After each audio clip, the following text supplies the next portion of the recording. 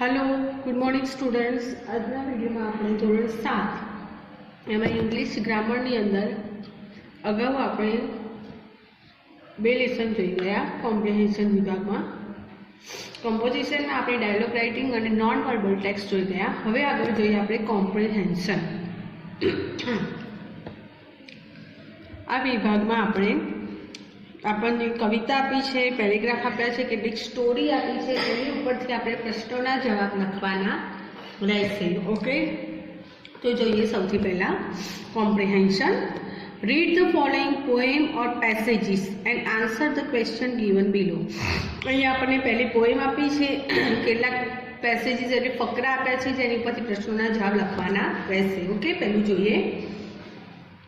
I am a Taylor, હું દરજી છું। Making clothes, stitch stitch stitch my needle goes.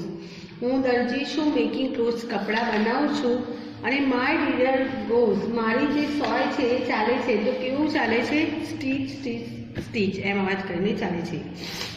I am a cobbler mending shoes, હું મોચી છું અને mending shoes એટલે boot ચંપલ સીવું છું, બનાવું છું। રેડ ટેટ ટેટ and it's just like new, અને એનું મશીન ચાલે છે એટલે રેડ ટેટ ટેટ અવાજ આવે છે અને કેવા એકદમ નવા જેવા બની જાય છે। I am a policeman, I stand just so, હું પોલીસમેન છું અને ત્યાં ઊભો હોઉં છું। Telling cars to stop, telling cars to go, જે આવતી જતી કાર છે તે કારને સ્ટોપ એટલે થોભવાનું કહું છું અને ટેલિંગ એટલે કહેવું, કારને જવાનું કહું છું। આઈ એમ યોર ટીચર, હું તમારો શિક્ષક છું। યુ આર માય ફ્રેન્ડ્સ, તમે મારા મિત્રો છો। બમચીક રેઝ યોર હેન્ડ્સ, કે તમારા હાથ ઊંચા કરો। હવે એની ઉપરથી આપણને કેટલાક ક્વેશ્ચન પૂછ્યા છે એ જોઈએ।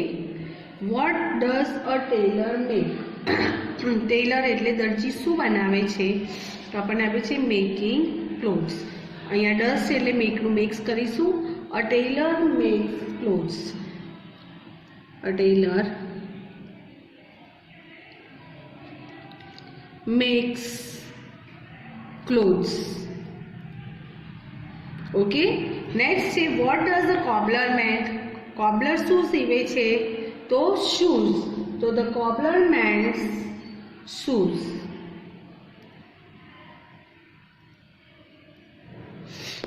મેક્સ કરીશું, ડસ છે એટલે શૂઝ। ઓકે, ત્યારબાદ વિકલ્પ જોઈએ। અ પોલીસમેન, તો પોલીસમેન શું કરે છે? મેક્સ ક્લોથ્સ, કપડાં બનાવે છે? નહીં। મેન શૂઝ, બૂટ ચંપલ સીવે છે? નહીં। ટીચીસ ઇન સ્કૂલ, સ્કૂલમાં ભણાવે છે? નહીં। ટેલ કાર સ્ટોપ એન્ડ ગો, કારને જવાનું અને થોભવાનું કહે છે? તો yes, option D. A new needle goes, needle કેવી રીતે અવાજ કરે છે? તો સ્ટીચ સ્ટીચ સ્ટીચ એટલે આવશે option A. Okay, next paragraph જોઈએ। Number 2, birds, animals and trees are the children of the mother earth. પક્ષીઓ, પ્રાણીઓ અને વૃક્ષો મધર અર્થ એટલે આપણે પૃથ્વી જે છે, પૃથ્વી માતા કહી છે, ધરતી માતાના સંતાનો છે। They are our friends too, તે આપણા મિત્રો પણ છે। TW2નો અર્થ થશે પણ। We can not imagine the earth without water, trees, birds and animals, આપણે પાણી, વૃક્ષો, પક્ષીઓ અને પ્રાણીઓ વગર ઇમેજિન એટલે કલ્પના કરવી, પૃથ્વીની કલ્પના પણ કરી શકીએ નહીં। It is our duty to save them, અને આપણી ડ્યુટી છે, આપણી ફરજ છે કે આપણે એનું સેવ એટલે રક્ષણ કરીએ। કોનું? તો વોટર, ટ્રીઝ, બર્ડ્સ એન્ડ એનિમલ્સનું। કીપ યોર એન્વાયરમેન્ટ ક્લીન, તમારું વાતાવરણ છે આજુબાજુને સ્વચ્છ રાખો। Throw garbage in the dustbin only, અને કચરો ફક્ત કચરા પેટીમાં જ નાખો। હવે એની ઉપરથી આપણને અહીંયા કેટલાક ક્વેશ્ચન આપ્યા છે એ આપણે જોઈ લો। ઓકે, તો who are the children of the mother earth? તો બર્ડ્સ, એનિમલ્સ એન્ડ ટ્રીઝ। તો હુની જગ્યાએ આપણે 3 નામ લખી દઈશું કે birds, animals and trees are the children of the mother earth, children of the mother earth. Okay, next જોઈએ. What is our duty? આપણું ડ્યુટી, આપણી ફરજ શું છે? તો આ ઉપર આપણે જે દર્શાવે એ બધાનું રક્ષણ કરવાનું. તો ટુ સેવ વોટર,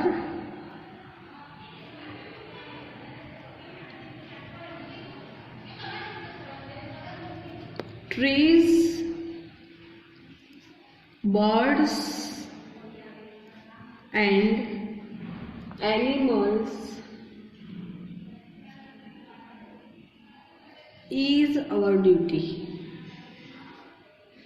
તમે એમ પણ લખી શકો કે our duty is to save water, trees, birds and animals. એવી રીતે પણ આન્સર લખી શકાય. ઓકે, ત્યારબાદ છે કીપ યોર એન્વાયરમેન્ટ. વાતાવરણને કેવું રાખો? તો ક્લીન, એટલે આવશે ઓપ્શન બી. ત્યારબાદ છે throw garbage in the. Garbage એટલે કચરો. ક્યાં નાખો? ડસ્ટબિન ઓનલી, તો ઓપ્શન ડી. કચરો ફક્ત કચરા પેટીમાં જ નાખો. ત્યારબાદ છે mister Fontus tied 100 balloons to his easy chair and sat on the chair. એટલે મિસ્ટર ફોન્ટુસે એમની ચેર સાથે 100 બલૂન્સ બાંધ્યા અને પછી એમાં બેઠા. Then he asked someone to fill gas in the balloons. હવે બલૂન્સ બાંધ્યા પણ કેવા બાંધ્યા છે? જેમાં ગેસ છે નહીં. એટલે then પછી he asked someone to fill gas in the balloons. પછી એ કોઈને બલૂન્સમાં ગેસ પૂરવાનું કહે છે. Slowly the balloons lifted the chair up. ધીરે ધીરે ફુગ્ગા છે, બલૂન્સ એટલે ફુગ્ગા, એ ચેરને લિફ્ટેડ એટલે ઊંચી કરે છે, ઉપર ઉઠાવે છે. મિસ્ટર ફોન્ટુસ ફેન્ટ અપ, અને મિસ્ટર ફોન્ટુસ છે ઊંચે ગયા. He was sailing on the cloud. Selling એટલે સફર કરવી, તો ક્લાઉડ્સ એટલે વાદળામાં એ ફરવા લાગ્યા. હવે જોઈએ એની ઉપરથી question.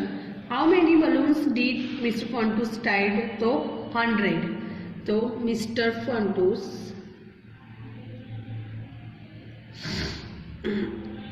tied 100 balloons to his easy chair.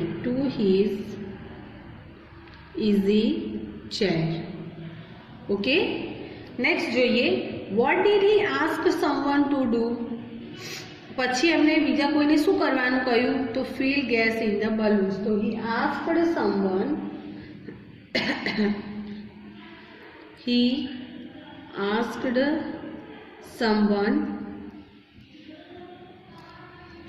to fill gas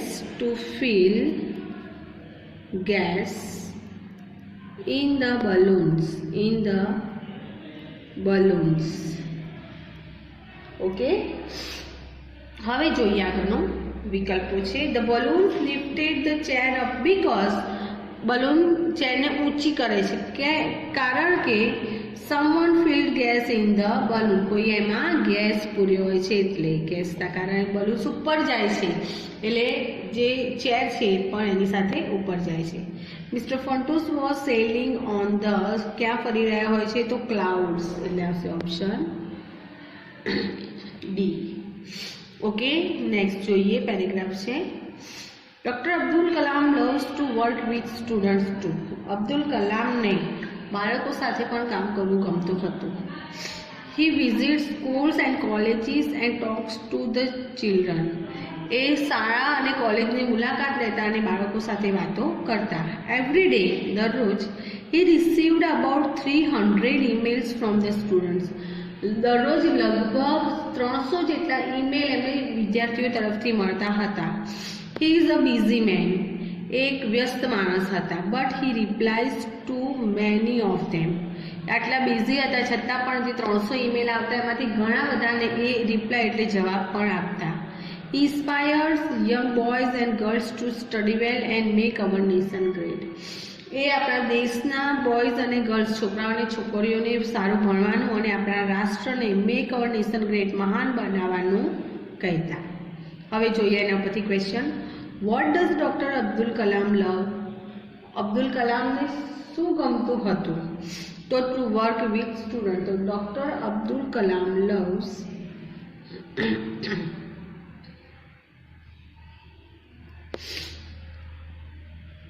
Dr. Abdul Kalam loves to work with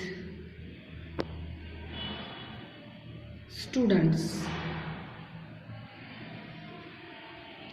વિદ્યાર્થીઓ સાથે એમને કામ કરવાનું ગમતું હતું. હવે જોઈએ next.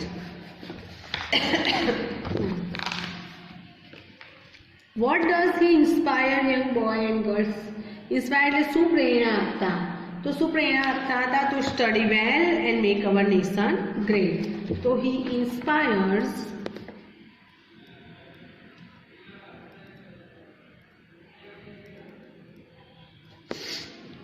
young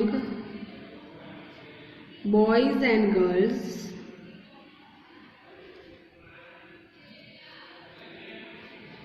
to study well and make our nation great. Make our nation great. રાષ્ટ્રને મહાન બનાવવાનું શીખવતા હતા. ઓકે, દેન છે અબ્દુલ કલામ વિઝિટ્સ. શેની મુલાકાત લેતા હતા? તો સ્કૂલ એન્ડ કોલેજીસ, એટલે ઓપ્શન સી. ત્યારબાદ છે અબ્દુલ કલામ રિસીવ્સ. અબ્દુલ કલામ મેળવતા, શું મેળવતા? તો અબાઉટ 300 ઈમેલ્સ. તો યસ, કેટલા? લગભગ 300 જેટલા ઈમેલ્સ રોજના એમને મળતા હતા. લાસ્ટ પેરેગ્રાફ છે સરોજીની, એટલે કે અહીંયા સરોજીની નાયડુની વાત છે. Is known all over the world for his command over English. એમને ઇંગ્લિશ ઉપરના કમાન્ડ જે હતો એના કારણે એ આખી દુનિયામાં જાણી જતા હતા. She began to write poems at a very early age. એટલે ખૂબ નાની ઉંમરે એમણે કવિતાઓ લખવાનું શરૂ કર્યું. બિગેન એટલે શરૂ કર્યું, અર્લી એજ એટલે ખૂબ નાની ઉંમરે. She wrote 3 books of poetry in English. એમણે ઇંગ્લિશમાં પોએટ્રીની 3 બુક લખી. She recites her poem sweetly. એ એમની રિસાઇટ એટલે ગાવું, જે કવિતા હતા એ સુંદર રીતે ગાતા. So Mahatma Gandhi called her the nightingale of India. એટલે મહાત્મા ગાંધી એમને શું કહીને બોલાવતા? નાઇટિંગેલ ઓફ ઇન્ડિયા કહીને બોલાવતા. હવે જોઈએ એની ઉપરથી question. Who is known all over the world why. કોણ જાણીતું હતું આખી દુનિયામાં? તો Sarojini.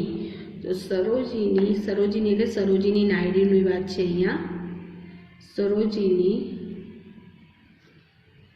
Is known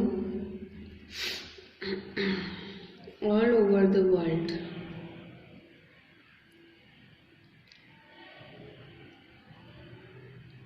for her command over English.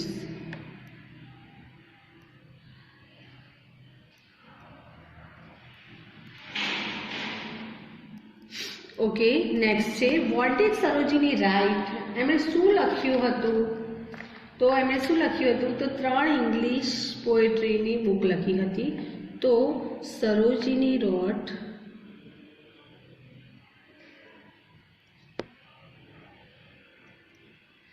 3 books of poetry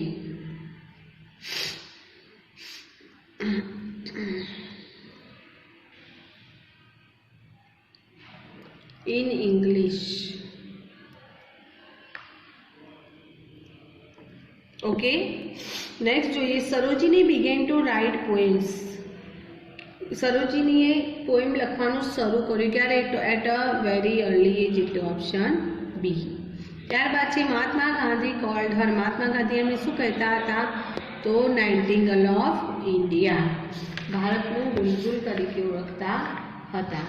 તો અહીંયા આપણું કોમ્પ્રિહેન્શનનો જે વિભાગ છે પાઠ નંબર 3 અહીંયા કમ્પ્લીટ થાય છે. ઓકે સ્ટુડન્ટ્સ, નવા વિડીયોમાં નેક્સ્ટ વિડીયોમાં આપણે નવા લેસન સાથે મળીશું. Okay, thank you students.